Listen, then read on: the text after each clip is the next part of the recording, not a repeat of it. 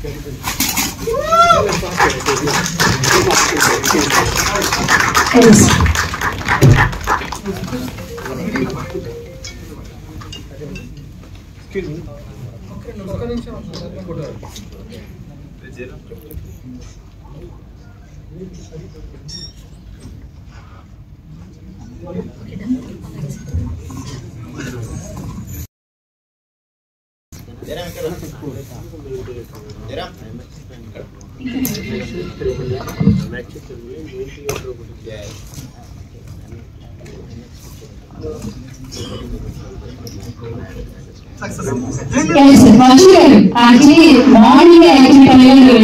చాలా మంచి compliments actually దాని గురించి కాదు, తన హ్యాపీనెస్ కోసం ఒక చిన్న కేక్ ఏర్పాటు చేశారు. అండ్ ఆగస్ట్ 1 బర్త్డే సెలబ్రేషన్స్ ఎలా ఉంటాయి కాబట్టి సో ఇప్పుడే మేము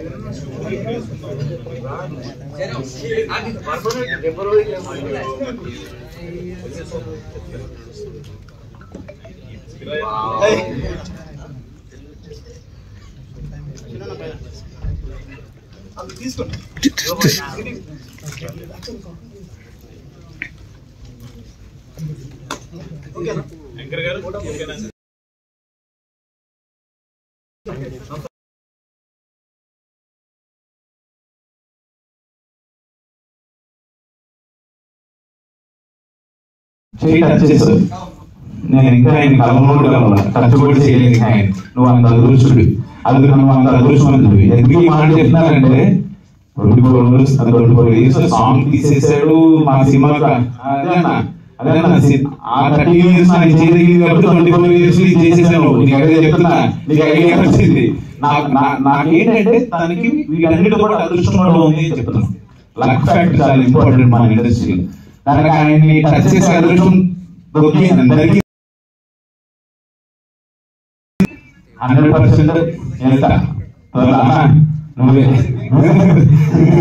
దొరుకుతుంది నాకు 100%. Thank you so much Ashwin garu. Thank you so much for coming once again. ఇప్పుడు మన వయ్యారి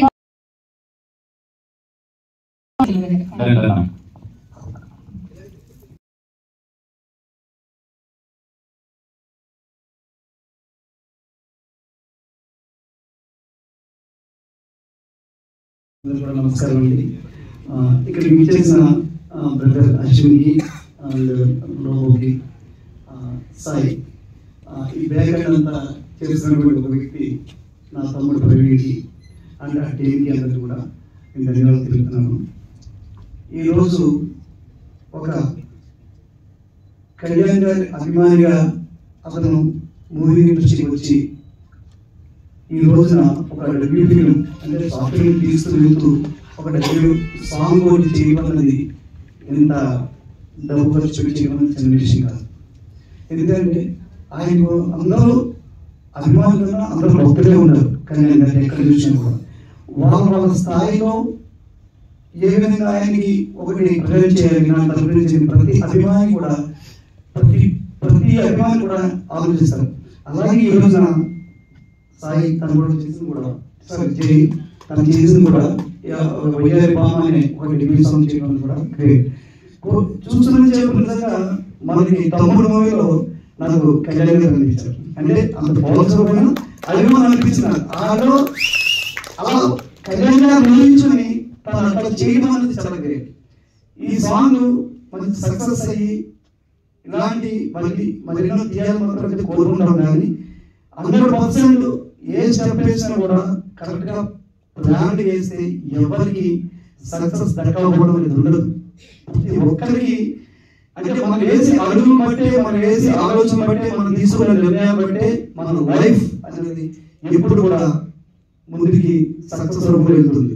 ఈ రోజున ఈ సాంగ్ సక్సెస్ అయింది. నెక్స్ట్ టైం తీసి ఏదైనా కూడా తను ఇంకా బాగా చేసి తను ఏదైతే అనుకుంటున్నాడో డైరెక్ట్ రావాలని 100% సక్సెస్ అవ్వాలని కోరుకున్నాను. అది బెస్ట్ జై, నీకు ఆల్వేస్ నువ్వు ఇప్పుడు కూడా ఇలాంటి చెయ్యి. కాకపోతే ఫైనాన్షియల్ గా కూడా చూసుకుని చెయ్యి. ఏం చేసినా కూడా మళ్ళీ మనం ఇంటికి వెళ్ళిపోయేటప్పుడు ఉండకూడదు. ఇండస్ట్రీలో ఎవరికి వెళ్ళే విధంగా ఉండాలి.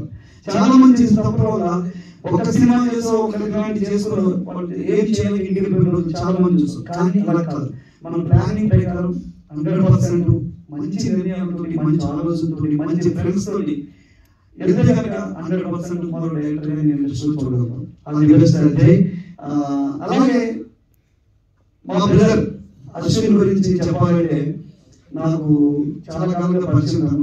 నేను ప్రతిదీ ఉన్నది ఉన్నట్టుగా చెప్పడం నాకు అలవాటు. ఇది బాగుంది, ఇది బాగలేదు, ఈ సినిమా ఇది బాగుంది. తను ఊరు అడుగుతాడు, అలా ఏం పరిస్థితి బంగారం నువ్వు చేసింది ఏదైనా కూడా ప్రతిదీ కూడా చాలా కష్టపడి చేస్తున్నావు, చాలా ఆలోచన చేస్తున్నావు, ప్రతిదీ నిర్ణయం కూడా అంతే విధంగా తీసుకో, ఆ నిర్ణయాన్ని నేను ముందుకు తీసుకెళ్తానని చెప్పడం జరిగింది. అదే గణప సినిమా ఆ రోజు చెప్పడం జరిగింది. అది చూసిన తర్వాత ఇతని ఇంకా మంచిది ఎలివేషన్ అనేది క్యారెక్టర్ పడాలి, తమ్ముడికి రావాలని కోరుకున్నాను. అదే శివ మంచి నిజంగా టైగర్ చూసుకుంటే మనకి అనిపించింది, వచ్చింది నిజంగా ఇది కదా మనకు కావాల్సింది. అశ్విన్ బాబు పడవలసిన మూవీ ఇలాంటి కథ, ఇలాంటి కథతో ముందుకెళ్తే మనం తెలుగు ఇండస్ట్రీ కాదు ఇతని బాగా కూడా చూడాలి. ఎందుకంటే అంత మంచి పెర్ఫార్మెన్స్ తనని చూసాం.